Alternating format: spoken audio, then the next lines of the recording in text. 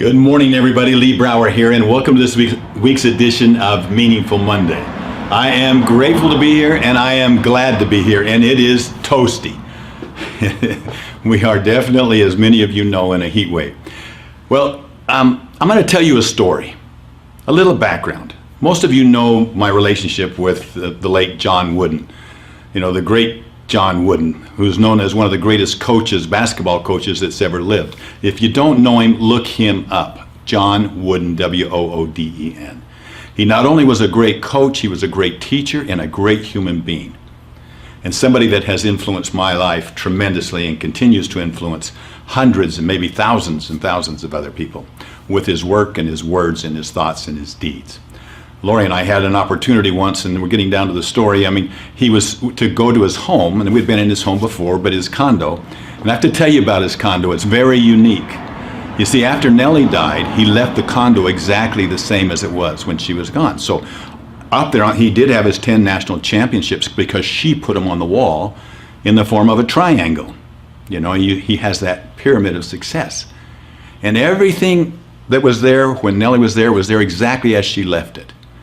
Anything else that he was received, any awards that he's received since, everything was, they're on the floor, leaning up against the wall, including the National Congressional Medal of Honor. That's how much respect he gave to Nellie.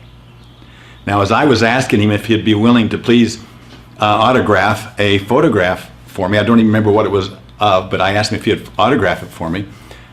He said, "Sure, Lee, how would you like me to address it?" And I said, "Well, just address it to I said, "Just please address it to Lee and Lori." And he sat there looking at me like, "Really?" And I said, "Yeah. You want me to address it to you and Lori? You put yourself above your wife?" Now, he didn't say it that way, but that's the way I felt it. He did it in such a kind way, but the knife was going in. And I really thought that. I said, "No, Coach, I do not. Excuse me. Please address it to Lori and Lee." Now, since that moment, I've been very careful with my words, and I can't say that I've always watched myself after a lifetime of saying it the wrong way and learning it the wrong way. But we've moved into a me world, haven't we? And it's become worse, and it shows up in different forms. How many times do you hear somebody say, "Me and so-and-so are going there"? We constantly, we as a society, what we're seeing now is it's not just the uneducated, it's the very educated. It doesn't matter. That language is coming out. Me first. Me and so-and-so did this. Me and so-and-so did that. I know a very famous, podcaster. And I cringe every time he introduces somebody that's famous because he'll talk about what they've done. Me and so-and-so did this, and me and so-and-so did that.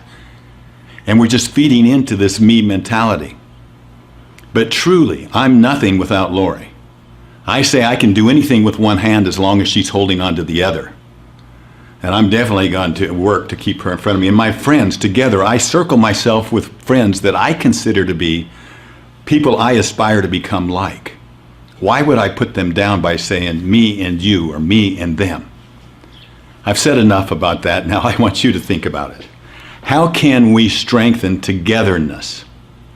Aloneness, we accomplish nothing. Togetherness, we can accomplish everything. And even in our language. So thank you, Coach John Wooden, wherever you are. I have a good feeling I know where you are. Thank you for your message. Thank you for teaching me. And I share this with you.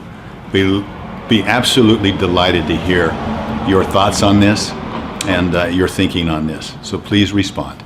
Hey, I'll talk to you next week. Thank you for being with me on this Meaningful Monday. I enjoy it so much. Have a great week. Bye-bye.